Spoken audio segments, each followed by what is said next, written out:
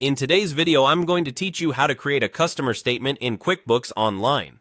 A customer statement is a clear snapshot of what a customer owes and why. Great for reminders, month-end follow-ups, or reconciling outstanding invoices. By the end, you'll know exactly where to go, what to select, and how to send a polished statement in just a few clicks. First, open QuickBooks Online and sign into your company. You'll land on the dashboard. Make sure you're in the correct company file if you manage more than one, and give your data a moment to load so everything syncs correctly.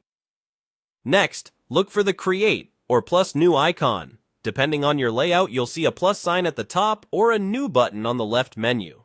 Click it to open the full list of things you can make. This is where invoices, bills, and, what we need today, statements are created. From that menu, choose Statement. You'll land on the statement form with a few important fields to complete. Start with Statement Type. QuickBooks typically offers Balance Forward, Open Item, or Transaction Statement. Balance Forward summarizes what a customer owed before a chosen date and what's happened since. Open Item lists each unpaid invoice within the date range.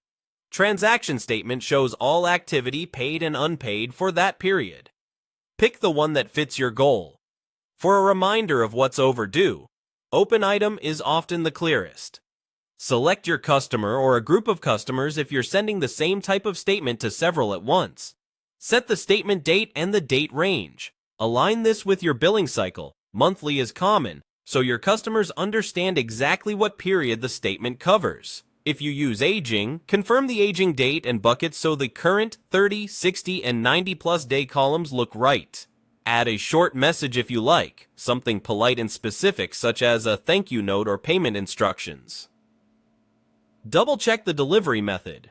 If an email is saved on the customer profile, you can send directly. Otherwise, choose to print and mail. Use Preview to make sure the totals, dates, and customer details look correct. If something seems off, adjust your filters or the date range and preview again.